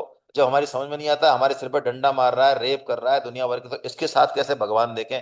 इसका इलाज महाभारत बताती है। इसके साथ कैसे भगवान देखें, है ना। इन्होंने तो कह दिया भगवान देखो सब में, लेकिन कैसे देखो? तो ये बात है। चलिए, अब भगवान श्री राम की शेष लीलाओं का वर्णन है। सुखदेव जी कहते हैं ये सब लीलाओं का वर्णन है कि भाई ठीक है, इन्होंने बहुत सारे यज्ञ किए, है ना। और सारा, सबको उन्होंने सीता माता के अलंकारों के अलावा सबका दान कर दिया। क्योंकि भगवान श्री राम का ये निश्चय था कि संपूर्ण भूमंडल का एकमात्र अधिकारी ब्राह्मण ही। तो ब्राह्मणों ने जब देखा कि अरे ये भगवान तो हमको इतना मानते हैं, तो उन्होंने वो जमीन जो भगवान ने दी, पूरी पृथ्वी, वो वापस श्री राम को ही लौटा दी कि महाराज ये आपकी है, आप ही राज्य करो। तो अभी भी सिस्टम ऐसा ही माना जाता है कि राजा जो होता है वो ट्रस्टी होता है, वास्तव में मालिक कोई और है। आज भी देखा जाए डेमोक्रेसी में भी सिद्धांत तो यही है, कोई माने नहीं तो अलग बात है, कि ये ट्रस्टी है वास्तव में। ये पब्लिक के पैसे का ठीक से इनको सदुपयोग करना चाहिए, यही भाव होना चाहिए, इसी से ही राज्य रहता है। और राजा के ऊपर भी दंड रहना चाहिए। तो राजा के ऊपर ऋषि मुनियों का, ब्राह्मणों का और गुरुओं का शासन था, इसलिए राजा की दिमाग भी ठीक रहता था, नहीं तो बहुत दिक्कत है। नमो ब्राह्मण्य देवाय रामाय कुंठ मेध से, उत्तम श्लोक धुर्याय न्यस्त दंडार्पितांघ्रये। प्रभो आप अनंत हैं, आपका ज्ञान अनंत है, पवित्र कीर्ति पुरुषों में आप श्रेष्ठ हैं। उन महात्माओं को जो किसी को किसी प्रकार की पीड़ा नहीं पहुंचाते, आपने अपने चरण कमल दे रखे हैं। ऐसा होने पर भी आप ब्राह्मणों को अपना इष्ट मानते हैं। हम तो आपके इस राम रूप को नमस्कार ही करते हैं। अब सीता वाला प्रकरण आ रहा है। सीता जी माता कि भगवान श्री राम ने सीता जी का परित्याग कर दिया। वो वाल्मीकि मुनि के आश्रम में रहने लगी। वहीं उनके दो पुत्र हुए, लव और कुश। लक्ष्मण जी के भी दो पुत्र हुए, अंगद और चित्रकेतु। भरत जी के भी दो पुत्र हुए, तक्ष और पुष्कल। और शत्रुघ्न के भी दो पुत्र हुए, सुबाहु और सुतसेन। भरत जी ने दिग्विजय में करोड़ों गंधर्वों का संहार किया और सारा धन लाके भगवान राम की सेवा में। और शत्रुघ्न ने मधुबन में मधु के पुत्र लवन नामक राक्षस को मारकर वहां पर मथुरा नाम की नगरी बनाई, आज भी है ना। और भगवान श्री राम के द्वारा निर्वासित सीता जी ने अपने पुत्रों को तो वाल्मीकि के हाथों में भेज दिया और पृथ्वी लोक में समा गई। भगवान श्री राम ने अपने शोकावेश को बुद्धि के द्वारा रोकना चाहा, परंतु असमर्थ समर्थ होने पर भी वे इसे रोक न सके। उनको सीता जी के पवित्र गुण बार बार स्मरण होया करते थे। परीक्षित, स्त्री और पुरुष का संबंध सब कहीं इस प्रकार दुख का ही कारण है। इसके बाद भगवान श्री राम ने ब्रह्मचर्य धारण करके 13,000 वर्ष तक अखंड रूप से अग्निहोत्र किया और फिर अपने धाम में चले गए। ऐसा उनका ये सारा, उनके लिए जो भी उनकी जो किया, समुद्र पे पुल बांधा, जो भी किया, कोई खास बात नहीं है। और उन्होंने लीला की। उनको वास्तव में बंदर भालुओं की कोई जरूरत नहीं थी, लेकिन उन्होंने लीला की, है ना। यश्यामलं नृपदशस्सु यशोधुनापि गायन्ति अग्रमशयो दिगिभेन्द्र पट्टम तम नाकपाल वसुपाल किरीट जुष्ट पादाम्बुजं रघुपतिम शरणं प्रपद्ये। देखो क्या भगवान श्री राम की लीला का चरित्र बताया, गुणगान महिमा। यानी भगवान की कथा श्री राम की सबसे अच्छी है ये, इससे अच्छा कुछ नहीं है। क्यों? कितनी गाई जाती है ये? श्री राम का निर्मल यश समस्त पापों को नष्ट करने वाला है। और दसों दिशाओं में इतना फैल गया कि दिग्गजों, यानी दिग्गज यानी दिग्गज हाथी जो दिशाओं की रक्षा करते हैं, उनका जो माथा है, माथा जो काला होता है, वो भी श्री राम की कथा सुनते सुनते सफेद हो गया। और कहाँ गाई जाती है कथा? सब जगह गाई जाती है। तम नाक पाल है वसुपाला किरीट जुष्टम। देखो क्या बढ़िया बात। यानी क्या कह रहे हैं इस श्लोक से सुखदेव जी महाराज कि भाई ये कथा सब जगह गाई जानी चाहिए। ब्रह्मलोक में, देवलोक में, और मुख्यमंत्री लोक में, और प्रधानमंत्री लोक में, और मंत्री लोक में गाई जानी चाहिए, नहीं गानी जानी चाहिए? बताओ। ये कह रहे हैं राजाओं के पहले संसद में, राज संसद में, यही तो कह रहा है ये श्लोक। वहां पर भगवान श्री राम के सुयश का वर्णन रोजाना किया जाता। आज ये परंपरा है क्या? आज ऐसा हो गया कि यदि आप ये प्रपोजल रखो भी कि विधानसभा में भगवान श्री राम का आधे घंटे का कीर्तन या यश होगा, तो लठ लेके खड़े हो जाएंगे अपने हिंदू ही। वो नहीं होंगे मुसलमान, वो तो कहेंगे कि ठीक है आपका धर्म है तो करो आप, जैसे हम करते हैं ऐसा आप करो। उनका तो ये भाव है उल्टा, ऊपर से तो अंदर से जैसे अभी हो। हमारे हिंदू आ जाएंगे कि ये क्या तरीका है, श्री राम को हम तो नहीं मानते। हाँ, लेकिन यदि भगवान श्री राम का चरित्र सब जगह कहा जाए, तो सुखदेव जी तो ये वादा कर रहे हैं कि अपने आप मन बुद्धि चित्त शुद्ध हो जाएंगे, है ना। सब जगह गाया जाता है। तो मैं उनकी शरण ग्रहण करता हूं, ऐसा करके। अब ये चरित्र हो गया। अब इक्ष्वाकु वंश के शेष राजाओं के चरण चरित्र। श्री राम के पुत्र कुश के वंश में राजा मरु हुए। यही मरु आज भी बद्रिका धाम में कलाप ग्राम में विराज रहे हैं। क्यों विराज रहे हैं? सूर्य वंश नष्ट हो गया। अब जब पुनः ये चलाने का नंबर आएगा कलयुग के अंत में, सूर्य वंश पूरी तरह नष्ट हो जाएगा, तो यही चलाएंगे। ऐसे ही वहां पे और है। मरु से आगे तक्षक, और तक्षक का पुत्र बृहद्बल हुआ। इसी बृहद्बल को तुम्हारे पिता अभिमन्यु ने युद्ध में मार डाला था। इसके आगे इक्ष्वाकु वंश में बहुत सारे नरपति आगे भी होंगे, जिनमें अंतिम राजा सुमित्र होंगे। उसके बाद ये खत्म हो जाएगा। अब राजा निमि का वंश का वर्णन है, उसके बाद फिर चंद्र वंश का वर्णन है। ये 9वां अध्याय थोड़ा ये ऐसे ये श्लोक श्लोक है, इसमें सारे वंशी वंशों का वर्णन है। आपकी एग्जाम कब लें? 8वें स्कंद की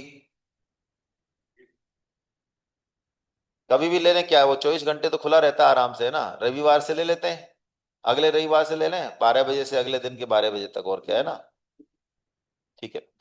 राजा निमि के वंश का वर्णन। इक्ष्वाकु के 100 पुत्रों में एक निमि थे। निमि ने ही यज्ञ आरंभ करके एक बार निमि ने वशिष्ठ को ऋत्विज बनाया। तो वशिष्ठ को बुलावा आ गया उस समय इंद्र के यहाँ से। तो उन्होंने सोचा इंद्र के यहाँ से मेरे को मिलेगा ज्यादा बढ़िया माल, ज्यादा बढ़िया चीजें मिलेंगी। तो उन्होंने निमि को कहा कि थोड़ी देर रुक जाओ, मैं वशिष्ठ का यज्ञ, उसका यज्ञ करा के आता हूँ। तो निमि ने सोचा हमको यज्ञ करना है, उम्र का कोई भरोसा नहीं, उन्होंने दूसरा ऋत्विज कर लिया। तो जब वशिष्ठ जी आए लौट के तो उन्होंने कहा अरे वाह, हमारी जगह दूसरा। तो उन्होंने राजा निमि को शाप दे दिया कि तुम्हारा शरीर गिर जाए। तो निमि ने कहा कि भाई गलती तो तुम्हारी है, हमारी गलती थोड़ी है, आपने गलत शाप दिया है। तो उन्होंने भी कहा मैं भी शाप देता हूं, तुम्हारा भी शरीर गिर जाए। दोनों ने दे दिया शाप। तो निमि ने भी शरीर त्याग दिया और वशिष्ठ जी ने भी शरीर त्याग दिया। यही वशिष्ठ जी बाद में मित्रा वरुण, ये दोनों मित्र और वरुण दो देवता हैं, इन्हीं से जो है उर्वशी के गर्भ से पैदा हुए हैं वशिष्ठ जी, है ना। निमि का क्या हुआ? निमि के शरीर को सुगंधित वस्तुओं में रख दिया और सत्रयाग किया उन्होंने। जब देवता आए यज्ञ के पश्चात, तो उन ऋषियों ने कहा महाराज हमारे निमि का, राजा का शरीर जीवित हो जाए दोबारा, शाप तो हो गया, अब जीवित करो इसको, है ना। तो देवताओं ने कहा ठीक है, कर देते हैं, ऐसा ही हो। निमि ने कहा, निमि बोले उस समय कि मेरे को शरीर नहीं चाहिए अब, शरीर से जो है खतरा ही खतरा है, आखिर में तो एक दिन तो छूटना ही है शरीर। तो क्या चाहिए भाई तुमको? ऐसा करो, मेरे को तो आप जो है ये जो पलकें होती हैं ना, तो देहधारियों की पलकों में निवास कर दो। तो देवताओं ने कहा ठीक है। तो आप बैठे हो तो ये पलकें जब ये उठती बैठती हैं, इससे आपके रहने का पता चलेगा, है ना। तो निमि भगवान जो है यहाँ रहते हैं, राजा निमि अपनी पलकों पे। इसीलिए आपने कौन सा प्रकरण है वो, भगवान श्री राम और जनक, उनका सीता जी का मिलन होता है पुष्प वाटिका में, बहुत सुंदर प्रसंग है। तो उस समय सीता जी भगवान श्री राम को देखती हैं पहले तो, और फिर पलकें बंद कर लेती हैं, पलकें बंद ही रहती हैं उनकी। तो उनकी सखियां कहती हैं कि इस समय तो देखने का काम है, भगवान खड़े हैं सामने और तुमने पलकें बंद कर ली। इस समय कोई पलकें बंद करने का समय थोड़ी है, भगवान साक्षात सामने खड़े हैं। तो पलकें बंद करने के पीछे उनका भाव यह है कि राजा निमि, उनकी तो पुत्री है सीता, तो वो अपनी पुत्री का और दामाद का ये जो प्रेम है, इसको देखना नहीं चाहते हैं। ससुर है वो तो उनके लिए तो उचित नहीं है। इसलिए वो राजा निमि पलक, वो बंद हो गई है पलकें, यहाँ पर ये भाव दिया है संतों ने, है ना। तो राजा निमि पलकों में रहने लगे। अब राजा निमि का शरीर था, उससे उन्होंने मंथन किया, राजा तो चाहिए ना, वो तो पलकों में चले गए, राजा तो चाहिए। तो मंथन किया, जैसे वेन का किया ऐसे राजा निमि का मंथन किया, तो एक कुमार पैदा हुआ, ये ही जनक कहलाए। जन्म लेने के कारण उनका नाम हुआ जनक। और ये चूंकि विदेह यानी मृत शरीर से पैदा हुए, उस कारण इनका वैदेह है। और मंथन से पैदा हुए इसलिए इनका नाम मैथिल हुआ। इन्होंने ही मिथिलापुरी बनाई। ऐसे 3 नाम है इनके। इसी वंश में जनक, अभी सब जनक कहलाते हैं। इसी वंश में क्षीरध्वज ध्वज हुए, क्षीरध्वज ध्वज। तो क्षीरध्वज ध्वज एक बार हल से पृथ्वी जोत रहे थे, तो उसी से कहते हैं सीता जी की प्राप्ति हुई उनको, है ना, क्षीरध्वज ध्वज। सीता जी आदि शक्ति हैं, जगन माता है, अन्नपूर्णा है। तो मिथिल वंश में उत्पन्न होने के कारण सभी राजा जनक या मिथिल कहलाते हैं, तो हमने देख लिया। तो सभी ये ब्रह्म ज्ञानी होते हैं, सभी राजा जनक। ये जनक मतलब एक तरह से पदवी है, नाम नहीं है राजा जनक। हम जो राजा जनक बोलते हैं ना, ये पदवी है, ठीक है। अब चंद्रवंश का, भगवान श्री राम का तो वर्णन हो गया, सूर्यवंश का, अब चंद्रवंश का वर्णन आता है। तो चंद्रवंश के वर्णन में, है ना, वैवस्वत मनु के पुत्र महाराज इक्ष्वाकु के वंश का वर्णन तो ये करने के बाद सुखदेव जी अब चंद्रवंश का वर्णन करते हैं। सबसे पहले कहां से स्टार्ट होता है चंद्रवंश? ब्रह्मा जी और ब्रह्मा जी के पुत्र अत्रि से। अत्रि के नेत्रों से ही चंद्रमा का जन्म हुआ, और इन्हीं के कारण आगे का वंश चंद्रवंश कहलाता है। ब्रह्मा जी ने चंद्रमा को क्या बना दिया? ब्राह्मण, औषधि और नक्षत्रों का अधिपति। तो चंद्रमा का घमंड बढ़ गया, और इसने क्या किया? बृहस्पति की पत्नी, अंगिरा पुत्र जो बृहस्पति हैं, उनकी पत्नी तारा को हर लिया, देखो आप, चंद्रमा ने, और लौटाया नहीं। तो फिर बृहस्पति जी ने बहुत कहा लेकिन लौटाया नहीं। आखिर में दोनों में संघर्ष छिड़ गया, किसमें? देवताओं और दानव। देवताओं दानवों का क्या मतलब है?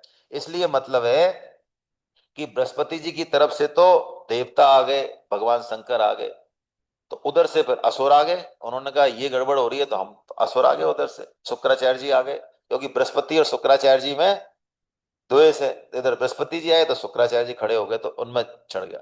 तो अब ब्रह्मा जी आए, और ब्रह्मा जी ने चंद्रमा को बहुत फटकारा, है ना।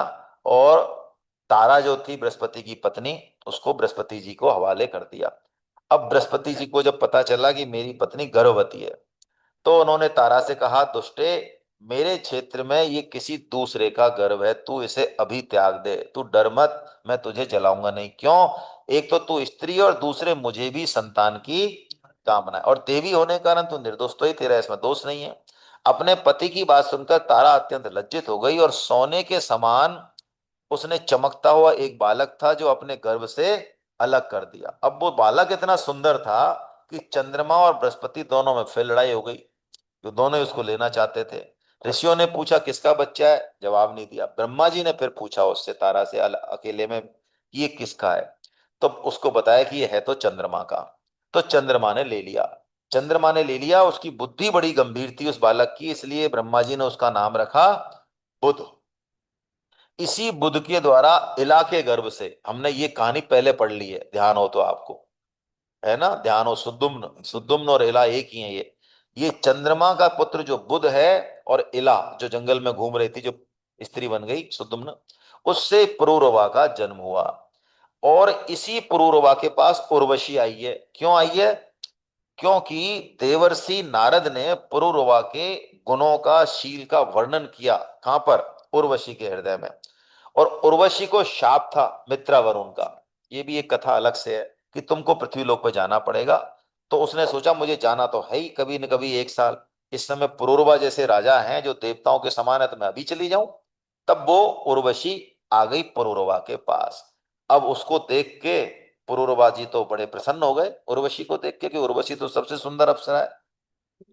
तो उसने दो शर्त बताई राजा को, कि देखो मैं तुम्हारे साथ रह तो जाऊंगी, लेकिन मेरे पास ये दो भेड़ के बालक हैं, एक तो इनकी रक्षा करनी पड़ेगी तुमको, यदि इनकी रक्षा नहीं हुई तो मैं चली जाऊंगी।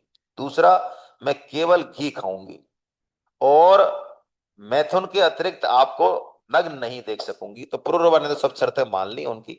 अब इसमें भी मेरा भाव ये है कि कोई ना कोई इसमें मेरे को कुछ भाव मिले तो हैं, लेकिन मैं ऑथेंटिक नहीं हूं इसलिए नहीं बता रहा हूं। इसमें कोई ना कोई भाव है इन दोनों शर्तों के पीछे, इसमें कोई विशेष भाव है। क्या है? इस एंगल से आप समझोगे तो थोड़ा श्रद्धा भाव रहेगा, कि हमारे शास्त्रों ने आध्यात्मिक ज्ञान को किस्से कहानियों में कोडिंग कर दी उनकी, छुपाया है उसको, एनकोडिंग है। अब जो डिकोड कर सकता है कोई आदमी, तो उसको पता चल जाएगा ये कहाँ बोल रहे हैं।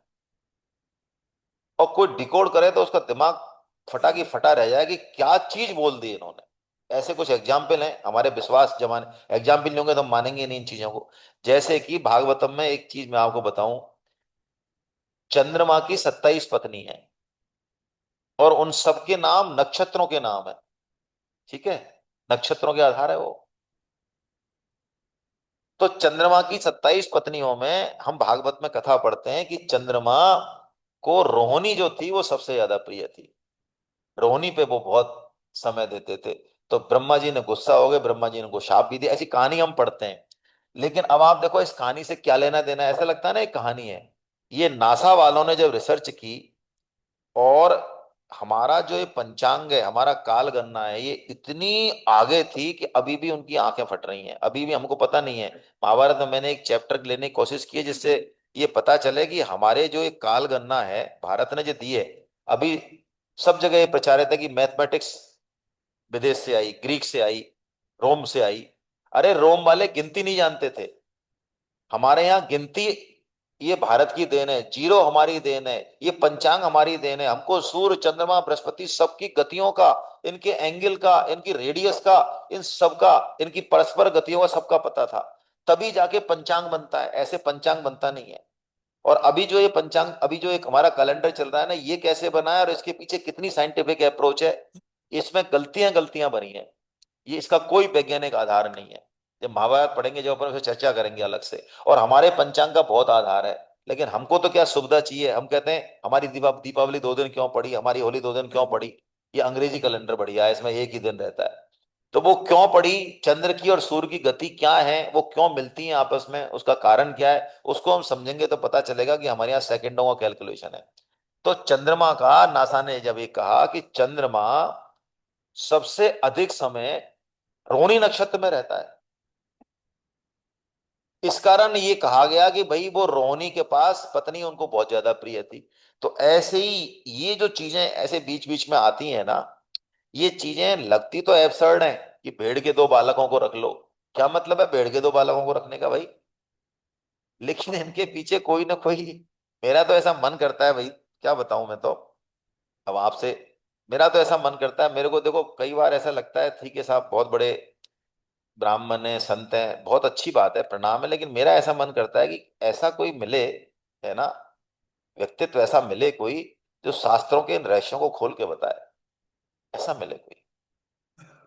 आज हमारे मंदिरों में मतलब सिवाय, बुरा मत मानना आप, पूजा पाठ के अलावा कुछ बचा नहीं है, और वो भी महिलाएं आती हैं, उनको कुछ भी बता दो, पंडित ना तो पढ़ना चाहते, जबकि हमारे मंदिरों में बहुत अच्छी लाइब्रेरी होनी चाहिए, वहां पर क्लासेज लगनी चाहिए बाकायदा, लगातार गीता की, भागवत की, महाभारत की, जीवंत होना चाहिए मंदिर, है ना, वहां पे लाइब्रेरी हो, वहां पे क्लास लगे, वहां के लोग जुड़े, वहां पे घंटे 2 घंटे सत्संग हो, कीर्तन हो, गौशाला हो, सब लोग जमीन खरीदे गौशाला, वहां से ऐसा हो मंदिर, मतलब जहां मंदिर है वहां पे इस तरह की चीजें हो, मैं तो कह रहा हूँ वहां व्यायामशाला भी हो एक बढ़िया से, वहां पे दंड चलाना, और ये ऐसा मंदिर हो तब समाज बचे हमारा।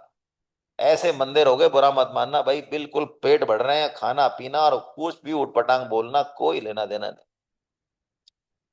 इस्कॉन वाले इस मामले में धन्यवाद के पात्र है कि कम से कम उन्होंने अपने मंदिरों को जीवंत तो रख रखा है।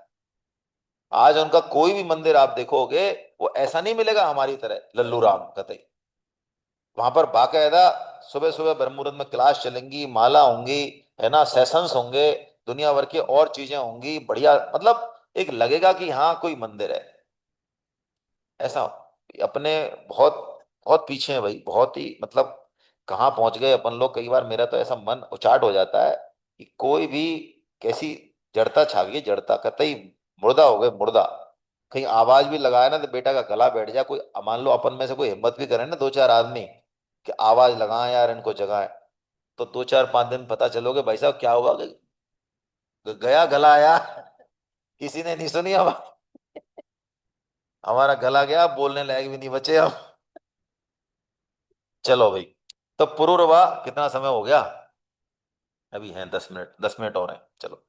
तो अब चला भाई, अब उनका रमन चलने लगा, अब उधर जो है साल भर हो गया इनको, तो इंद्र को उर्वशी के बिना सब कुछ फीका लगने लगा, तो उसने 2 गंधर्वों को भेजा कि लाओ भाई उर्वशी को, तो क्या करें, उन्होंने रात में उन दोनों भेड़ों को चोर लिया, और जैसे ही वो चोर के ले जाने लगे तो उर्वशी चिल्लाई और उस राजा से कहा, अरे ये कायर है, नपुंसक है, इसको मैंने जो है अपना पति बना के मैं तो मारी गई।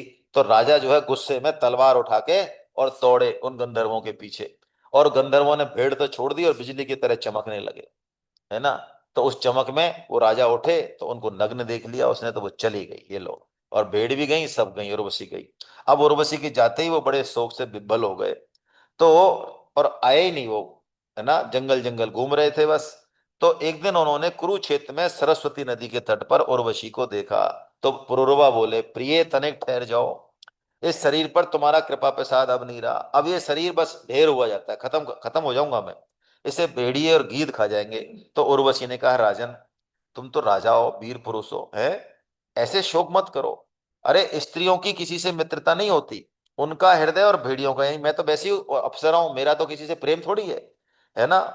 तो उन्होंने ये बताया स्वभाव कि निर्दयी, क्रूर, असहनशील, तनिक सी बात चिढ़ जाती हैं, अपने सुख के लिए बड़े बड़े साहस के काम कर बैठती हैं, थोड़े से स्वार्थ के लिए विश्वास दिलाकर अपने पति और भाई तक को नए नए पुरुष की चाट से कुल्टा और स्वच्छंद चारणी बन जाती है। नवम नवम अभिप्सित्यम पुंसंचल स्वर वृत्तये, ये पुंसचल और स्वरणी, ये इन स्त्रियों का वर्णन है, ये ध्यान रखना है ना। स्त्री तत्व में जो माया का तत्व होता है जो भगवान ने दिया ही है, उस तत्व के कारण इस तरह की चीजें हैं। मानव मात्र को भगवान ने विवेक दिया, उसके अनुसार वो अपने स्वभाव में और अपने गलत आचरण में आसुरी संपत्ति में सुधार कर सकता है, ये ध्यान रखना चाहिए। पुंशली, स्वैरिणी, ये स्त्रियों के वर्णन है, और भी हैं, ये उनके वर्णन है ना। तो उर्वशी ने कहा कि महाराज हम तो ऐसे ही हैं, हमारे ऊपर आप ज्यादा विश्वास मत करो, तो घबराओ मत। फिर राजा नहीं माने तो उन्होंने कहा चलो ठीक है, मैं 1 वर्ष में 1 रात तुम्हारे साथ रहूंगी, तब तुम्हारे और भी संतान होंगी। तो ऐसे करके 6 वर्ष तक, शायद 6 या 5 वर्ष तक रहे, पता नहीं मुझे। हाँ, एक वीर पुत्र तो हो गए उनके। तो सुबह वो चली गई, और जब वो जाने लगी तो पुरूरवा बड़े विलाप करने लगे।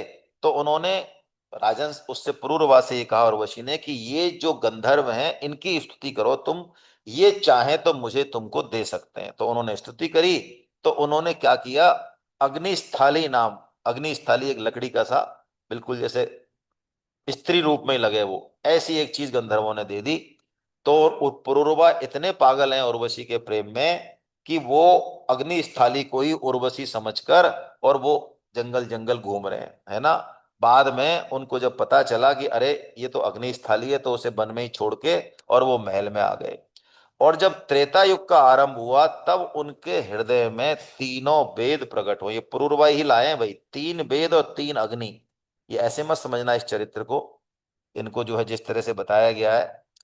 तो अब जब तीनों वेद प्रकट हुए तो वो दोबारा वन में गए, और जहां पर वो अग्निस्थली छोड़ी थी वहां पर समी वृक्ष के वहां छोड़ी थी, तो समी वृक्ष के गर्भ में, जड़ में एक पीपल का पेड़ उगाया, और उसकी उन्होंने 2 अरनियां बनाई। अरनी मतलब लकड़ी के से पट्टे, मंथन काष्ठ।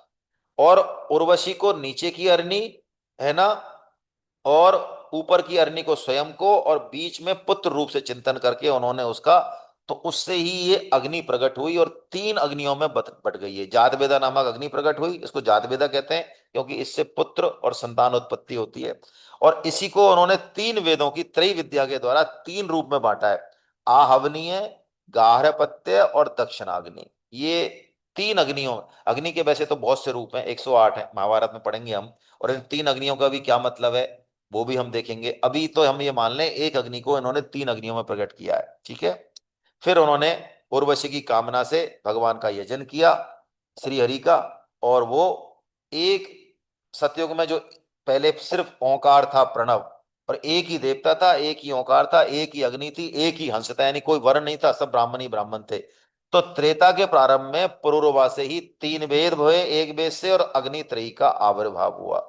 और उन्होंने जो यजन किया भगवान का, वो गंधर्व लोक प्राप्त कर लिया, जहां पर उर्वशी से उनका मिलना हुआ है, ठीक है। अब यहाँ पे ये स्त्रियों के बारे में जो चीजें बताई उसके बारे में एक्सप्लेनेशन दिया गया है कि ये सब बुराइयां पुरुषों में भी पाई जाती हैं। फिर स्त्री के लिए क्यों वर्णन किया है, तो इसलिए किया है कि वैसे तो जीव ईश्वर का अंश है, तो हम सब दैवी संपत्ति से युक्त हैं, लेकिन शरीर से संबंध मानने के कारण हम सब में आसुरी संपत्ति आ जाती है।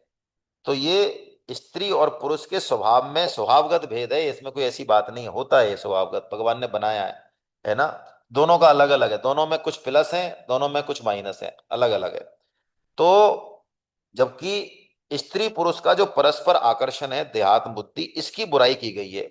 इससे दोनों का पतन होगा, स्त्री का भी होगा और पुरुष का होगा। तो जब भी स्त्री की बुराई आए तो शास्त्रों में तो हमको ये मानना चाहिए कि जिसका स्त्री पुरुष का देहात्म बुद्धि का भाव है उसकी बुराई हो रही है, ना स्त्री की हो रही है ना पुरुष की हो रही है, उसकी बुराई हो रही है ना। राजा पुरूरवा, नीचे का, ये लग रहा है कि इतना काम किया, जबकि लग तो ये रहा है कि ये तो उर्वशी के ऊपर पूरी तरह से जो है लट्टू हो रहे हैं। तो यहाँ उर्वशी वास्तव में स्त्री के मोहनी रूप का वर्णन कर रही है, जिसको कि तुलसीदास जी ने कहा, तजऊ चौथ के चंद की नाई। स्त्री के प्रति पुरुष की भोग वृत्ति को संकुचित करने में ही इसका अभिप्राय है, बाकी और कोई अभिप्राय नहीं है। यदि किसी का भाव ऐसा नहीं है तो उसको ऐसा समझना नहीं चाहिए, हालांकि उसके चांसेस ज्यादा रहते हैं, है ना। स्त्री और पुरुष का जो स्वभावगत भेद भगवान ने बनाया है वो तो रहेगा, उसमें कोई बुराई बुराई नहीं है। हाँ, यदि हम भगवान की तरफ चले तो अपने मूल स्वभावगत जो बुराइयां हैं उनसे सहजता से ऊपर उठ सकते हैं। ये पावर दोनों को दी है, स्त्री और पुरुष दोनों को दी है। हरे कृष्णा। तो आज इतना ही लेते हैं, है ना। गोविंद जय जय गोपाल जय जय।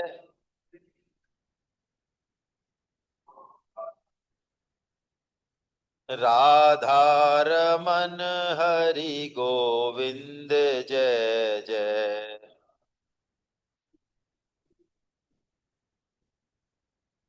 जय गोविंद जय जय गोपाल जय जय।